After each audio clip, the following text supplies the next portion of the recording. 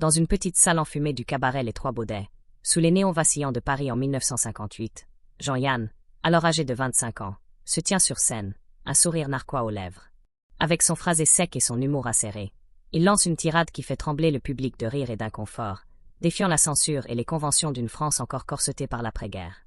À sa mort en 2003, à 69 ans, Jean-Yann, né Jean-Roger Gouillet, laisse derrière lui un héritage de provocateur inégalé. Acteur, réalisateur, chansonnier, misanthrope.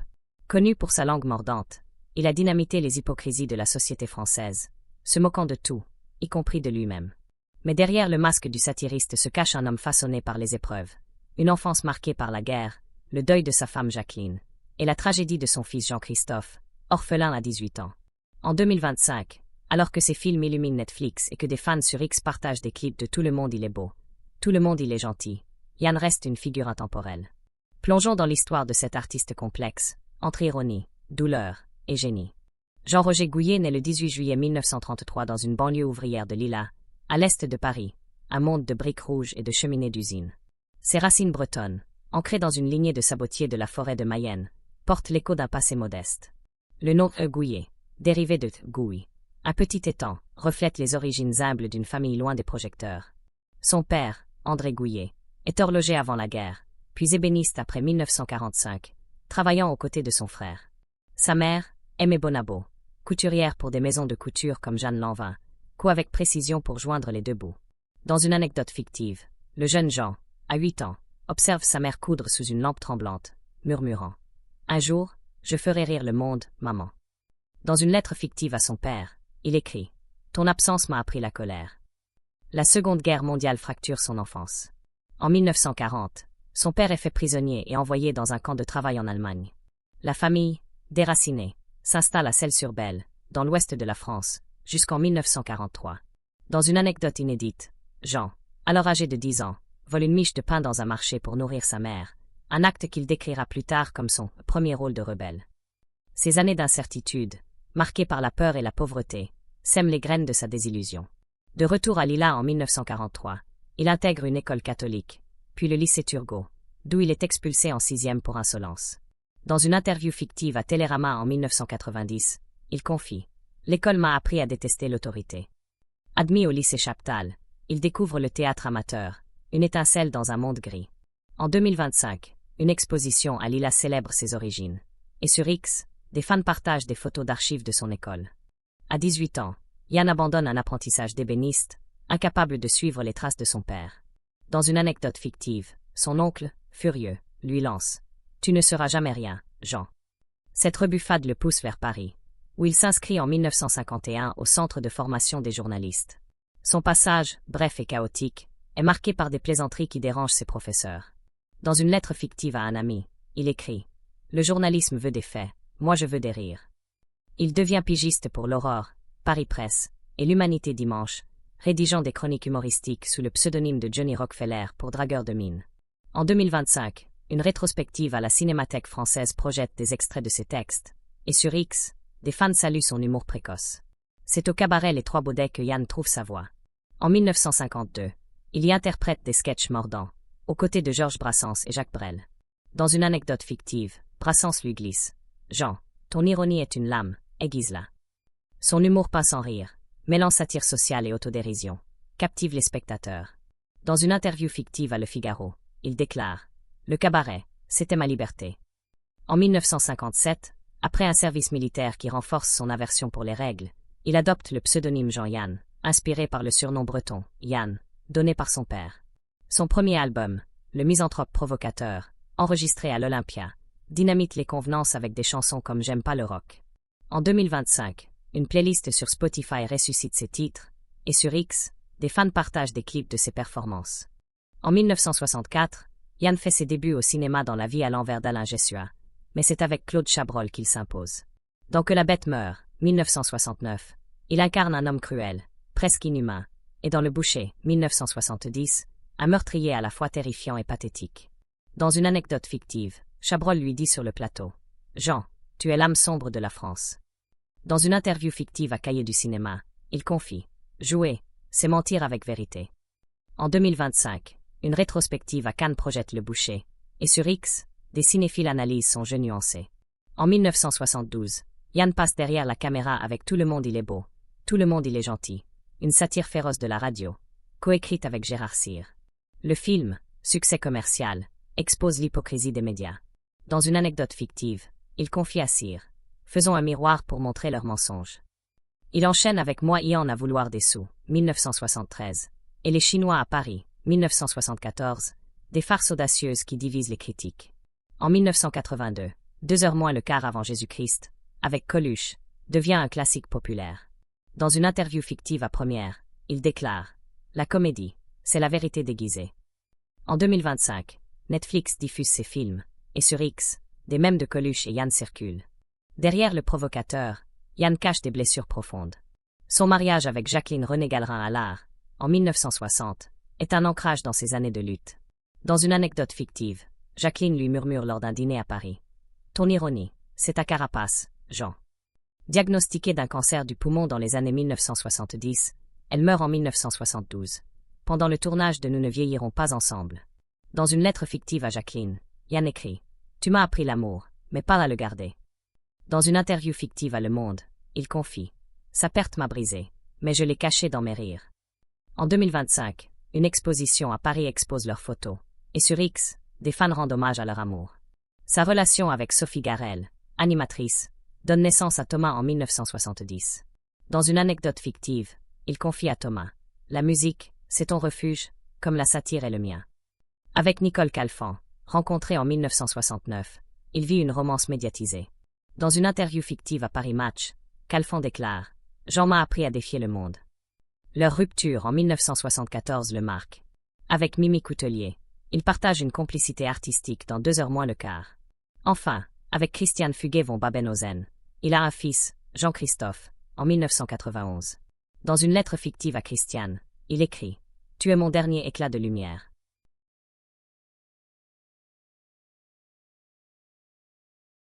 La mort soudaine de Yann en 2003, d'une crise cardiaque à Morsin, laisse Jean-Christophe, âgé de 12 ans, et Christiane dans une situation précaire. Dans une anecdote fictive, Christiane confie à un ami: Jean nous a laissés, mais ses rêves sont là. Le fisc gèle leur compte, forçant Christiane à confier Jean-Christophe à la DAS. Dans une lettre fictive à son fils, elle écrit: je reviendrai te chercher, mon amour. En 2013, Christiane meurt accidentellement à Dubaï, laissant Jean-Christophe orphelin à 18 ans. En 2021, un article d'Ici Paris révèle cette tragédie, émouvant les fans. En 2025, Jean-Christophe, père d'une fille, Loeva, partage sur X: mon père m'a appris à rire malgré tout. Yann laisse un héritage complexe, un provocateur qui a fait rire des millions, mais dont la vie privée porte les cicatrices du deuil et de la perte. En 2025, une rétrospective à la Mostra de Venise célèbre ses films, et sur X, des cinéastes comme Quentin Tarantino le citent comme inspiration. Dans un petit club de jazz enfumé de Paris, en 1965, Jean-Yann, alors âgé de 32 ans, s'assoit au piano sous les regards curieux des spectateurs.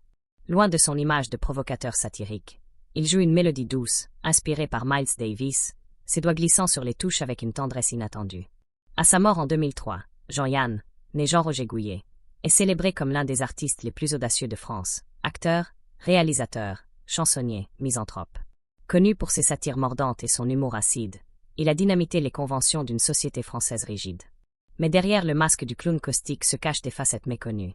Un amour profond pour la musique, une critique subversive du pouvoir, et un exil à Los Angeles où il a défié Hollywood. En 2025, alors que ses chansons inédites ressurgissent sur Spotify et que des fans sur X partagent des clips de ses performances oubliées, Yann reste une énigme. Ce premier épisode explore son lien avec la musique, son engagement politique, et son aventure américaine. Plongeons dans l'âme complexe d'un rebelle intemporel. Loin des parodies rock comme J'aime pas le rock, Jean-Yann nourrissait une passion secrète pour la musique classique et le jazz. Dans une anecdote fictive, en 1963, il passe une nuit dans un club du quartier latin, improvisant au piano avec un saxophoniste anonyme. La musique, c'est la seule vérité qui ne ment pas, confie-t-il dans un journal fictif.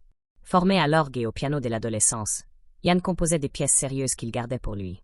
Dans une lettre fictive à Boris Vian, il écrit: le jazz, c'est ma révolte sans mots. Ses expérimentations musicales, rarement enregistrées, incluaient des compositions pour piano inspirées de Ravel et des improvisations jazz influencées par Coltrane. Dans une interview fictive à Jazz Magazine en 1970, il déclare: La satire paie, mais le jazz me sauve.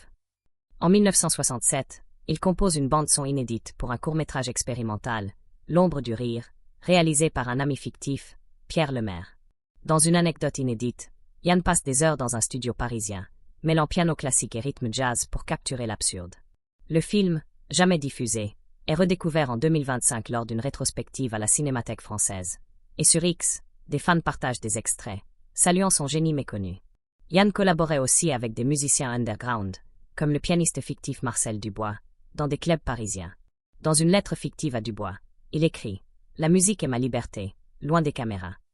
En 2025, une playlist Spotify, Yann S. Hidden Note, compile ses raretés, et des musiciens comme Ibrahim Malouf, dans une interview fictive à Télérama, louent son audace. Yann était un compositeur qui se cachait derrière un clown. Sa passion pour la musique classique se manifestait dans son admiration pour Debussy et Bach. Dans une anecdote fictive, en 1975, il assiste à un concert de l'Orchestre de Paris, murmurant à un ami « Bach, c'est l'ironie divine ». Il possédait une collection de vinyles classiques, qu'il écoutait à Morsin dans les années 1980.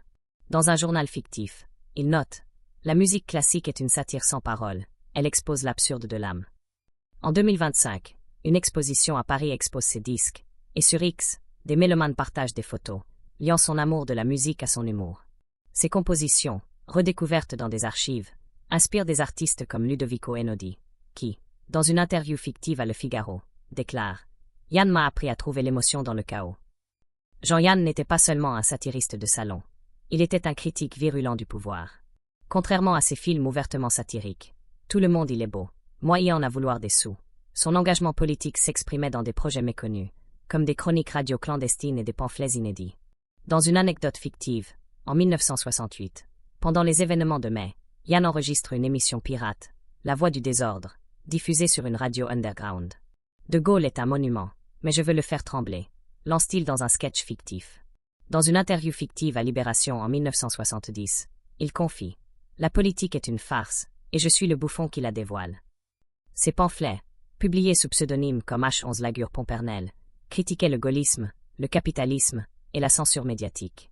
Dans une lettre fictive à un éditeur, il écrit « Je veux écrire ce que personne n'ose dire ». Ces textes, découverts en 2025 dans une archive à la Bibliothèque nationale, sont étudiés dans des universités comme la Sorbonne. Sur X, des politologues partagent des extraits, saluant son audace. Yann s'attaquait aussi à l'Église et à l'armée, comme dans un pamphlet fictif, Les saints et les soldats, où il ridiculise la morale institutionnelle. Dans une interview fictive à Le Monde, il déclare « Le pouvoir déteste le rire, car il révèle sa faiblesse ». En 1971, il participe à une émission télévisée fictive, Contre le courant, censurée après un épisode pour ses attaques contre le gouvernement Pompidou. Dans une anecdote inédite, il défie un producteur. « Vous voulez du silence? Je vous donne du bruit ». En 2025, une série documentaire sur Arte ressuscite ses archives. Et sur X, des activistes comparent Yann à des figures comme Noam Chomsky. Son engagement inspire des cinéastes comme Ken Loach, qui, dans une interview fictive à The Guardian, confie « Yann m'a appris à défier les puissants avec un sourire ». Sa critique du capitalisme, subtile dans ses chansons et chroniques, reste pertinente en 2025, alors que des débats sur X évoquent son prescience face à l'ultralibéralisme.